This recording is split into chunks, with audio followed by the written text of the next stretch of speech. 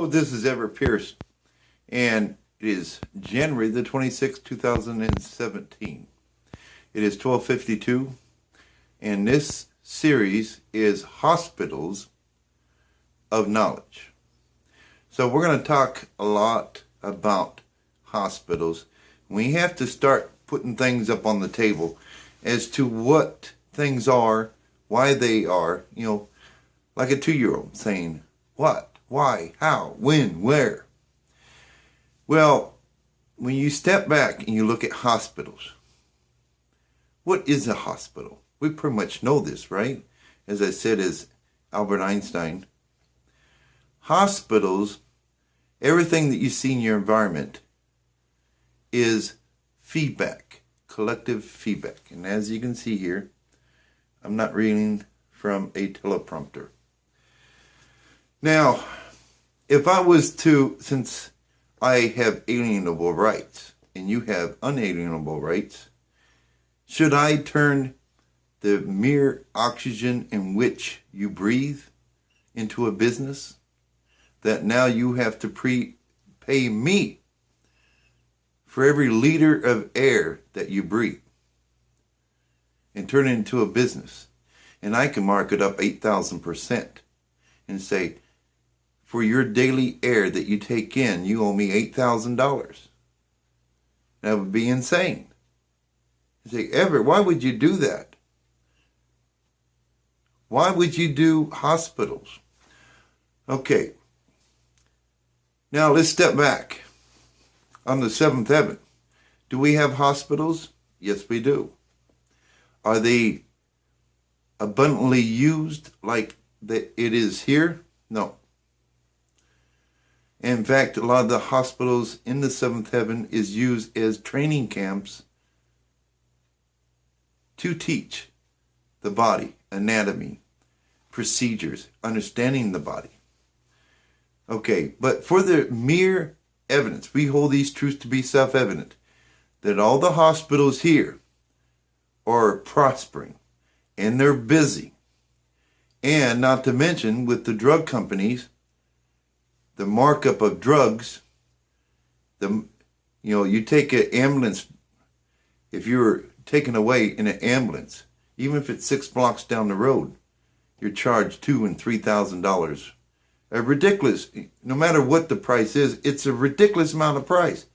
When you calculate in the price that you're paying for the staff in the vehicle to take it to the hospital, and not to mention once you get to the hospital, and then it's one procedure after another procedure, and it's like, holy cow.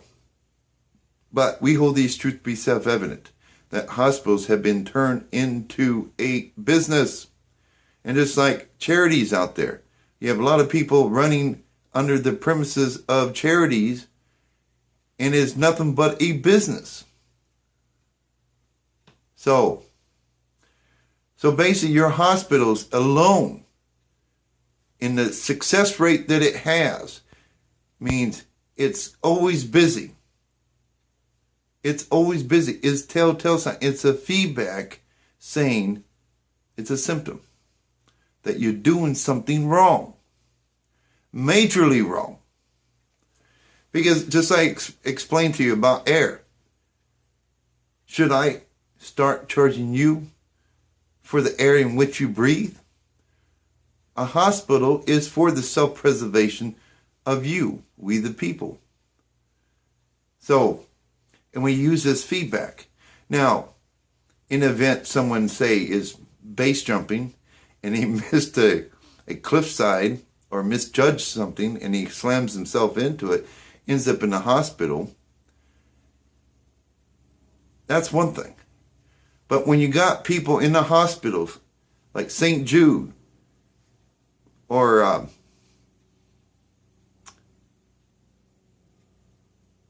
when you got that many people in the hospital, and you got deformed children, you got people with cancer, you got just a bunch of things there, it should be a minimum. But see, our hospitals have been turned into a business. And being that that is something that you need, like your air, is they have a monopoly. That's exactly what it is. If there's anyone that knows monopoly, that would be me.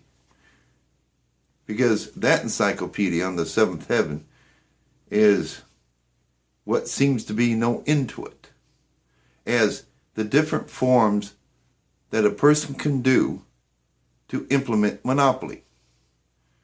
And so it doesn't have to have a neon sign saying, monopoly, monopoly, monopoly. So the hospital is feedback as to, are you doing it the right way or the wrong way? Shriners Hospital is what I was trying to think of earlier.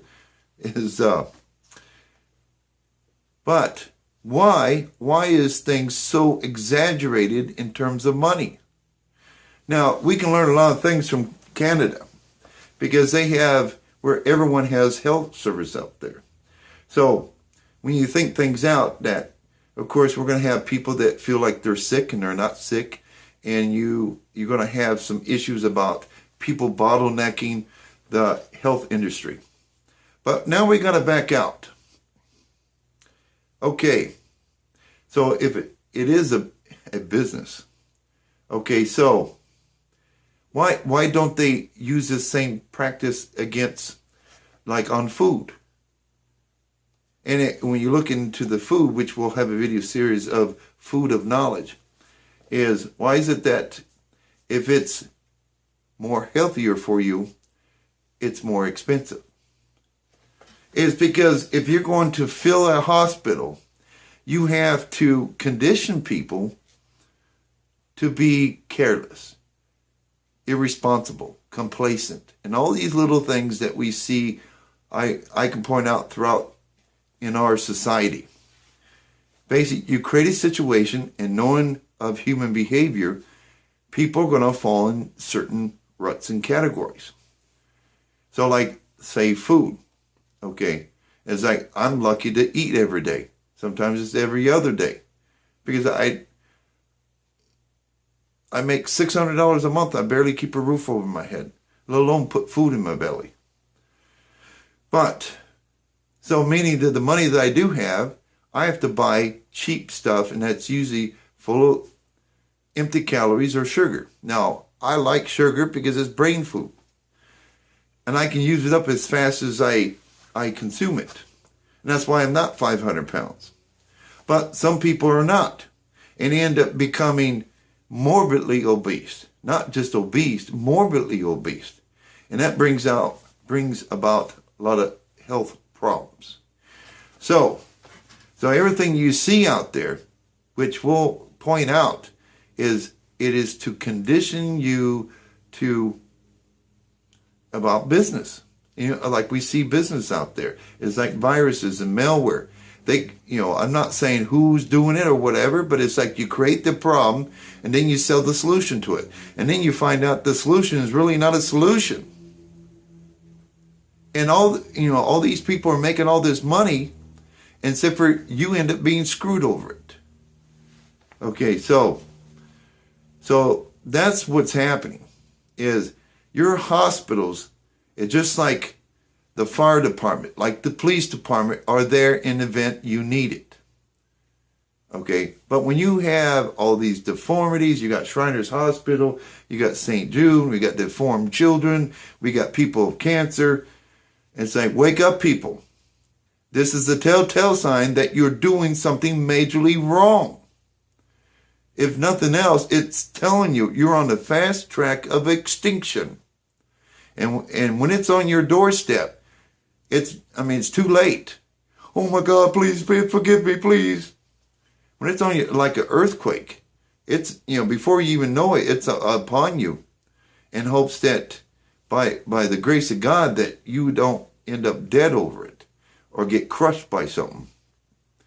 So just the feedback of hospitals and how it's prospering, and you see the behaviors in our society and other nations, is they're opening Pandora's box in reference to human behaviors, and people are obliging it.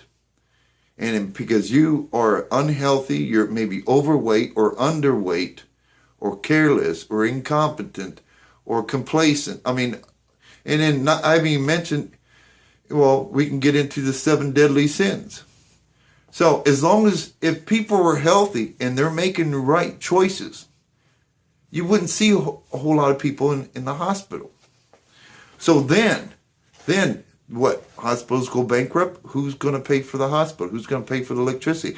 Who's going to keep doctors in there in the event that a person needs assistance? So a hospital is much like the fire department. Okay, but we also have to set it up in a way, because if people don't need a hospital per se, then what? Do you have plans for that? Did you think that far ahead? So, we have schools, but just imagine that you have advanced in terms of the body. The body is a superior design. It can sustain, it self-heals, it does a lot of things. But when you take it out of its normacy of things, then you have all these health elements. And that's big money for the hospitals and the insurance. And so basically that area has been, I don't know if there's a word for it, is they are literally raping their people using hospitals, using medications. And I'm not saying that, a doctor or the staff member is, because when I was in Florida, I was in the RN program. I spent time working in a hospital, so I had to see it from many perspectives. So when I tell you this, I know this. And it's sickening. It really is sickening. I mean, it pisses me off to the point I feel like I should be charging you for the air in which you breathe. Hold you by your standards. And then we're all screwed. So, I mean, may this be a shock, a wake-up, a spiritual awakening. Is some things is a business. And some things were never meant to be mixed. That's why it's separation of church and state. A church meaning a religion, and state. Okay, well, our government, all governments, is a form of religion. Structure, organization, facilitating. Church and state. What's in the state? Businesses and people. And the reason for that is because corruption, and which Donald Trump has made quite clear, is we understand capitalism in its entirety. But why don't you have a fresh 5-pound fresh pile of cow shit on your dinner plate? Pardon the expression. They weren't meant to be together. Not saying that cow manure isn't a blessing. That's why, even within the body, is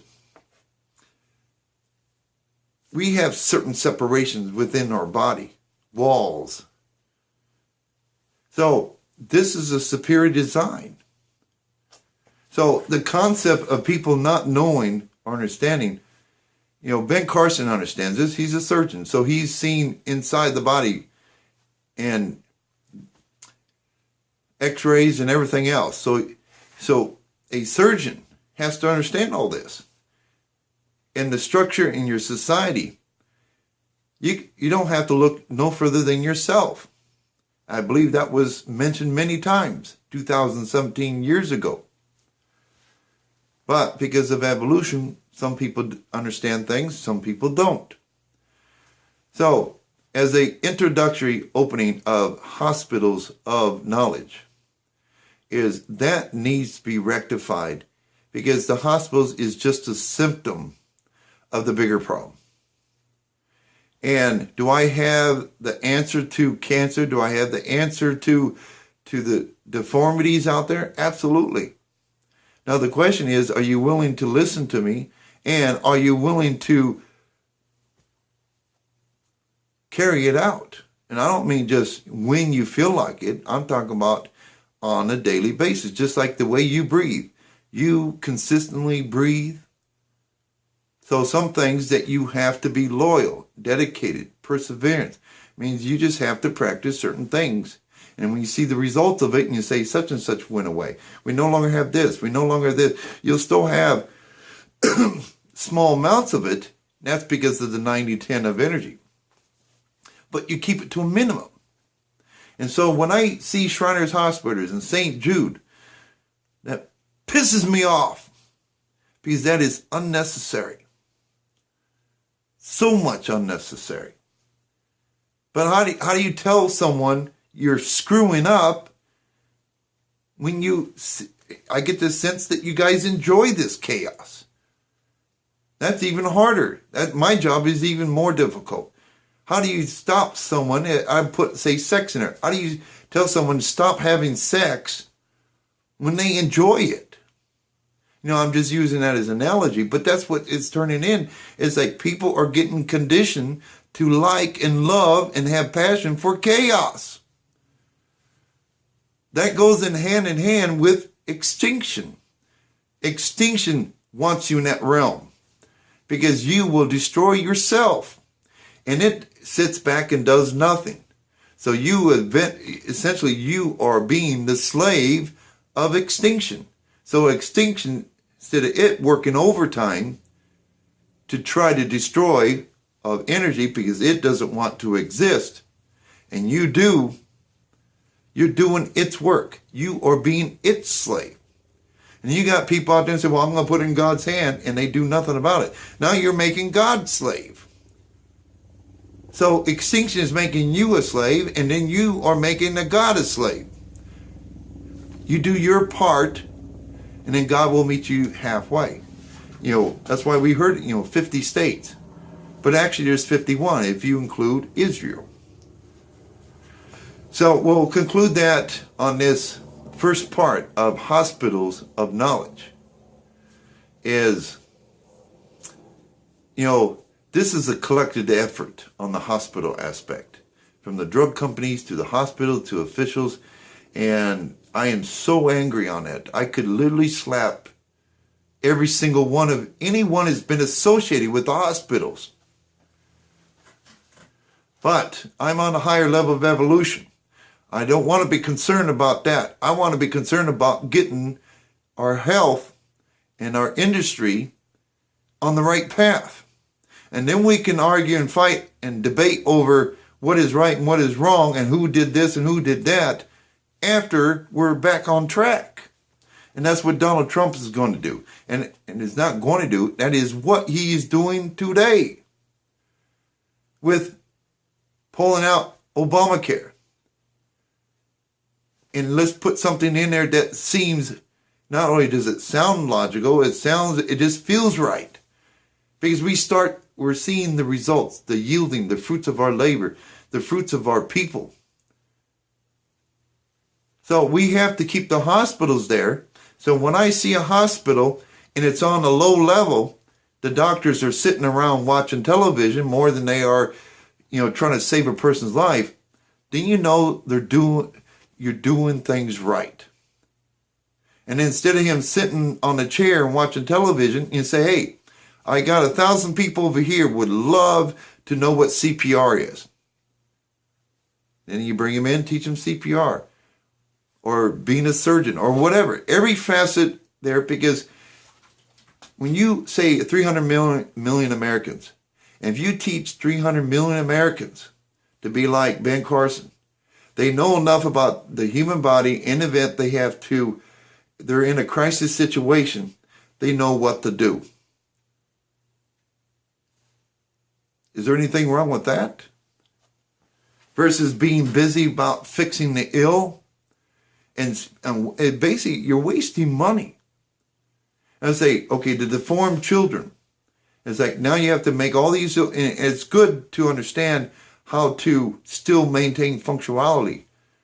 But if our children is not disformed, then we don't need a prosthetic leg or arm unless someone gets their leg cut off. Taxpayers don't have to pay for that. Because everyone is in the default mode of how the body is designed. And then it's just as we know, frowning takes more effort than smiling. And it's like, Liz, what's wrong with doing it the right way? Because capitalism have learned that when you do it the wrong way, it is highly profitable. Trump knows this, and that pisses him off as a businessman. And he's like, wait a minute, why do you have to go? I mean, you can still make money. Why do you have to go into this area? And that's what pisses off a lot of people in our establishment, and especially amongst our people in capitalism. And it's like, Trump, you're supposed to be one of us. And he says, oh, hell no. I'm not about that nonsense over there. And so he's got a lot of people, as you say, got a lot of people uproared because he's bucking the system. Well, he's not necessarily bucking the system. He's got to put back in the system. Otherwise, you might as well pull out your resume and put extinction on there. Because that's exactly, if you see me, you know, if you see me, is I have to step in to intervene. It's either extinction or start over. You only have two choices. It's real simple. Even a child can understand that. Is it A or B, little Bobby? Or the third element, 3 elements. Extinction, start over, or let's figure this out and move forward. The Trinity, the third element. A child can figure that one out. So no matter where you're at in the state of adulthood or childhood or your thinking, you only have 3 things to think about. What path do you want? Because I can deliver either one to you. Either you want to be extinct, I can do that. You want to start over, I can do that. If you want to move forward in evolution, I can do that too. But you have to pick the path in which you want. And with that, we'll end it right there on this 26th day of January 2017.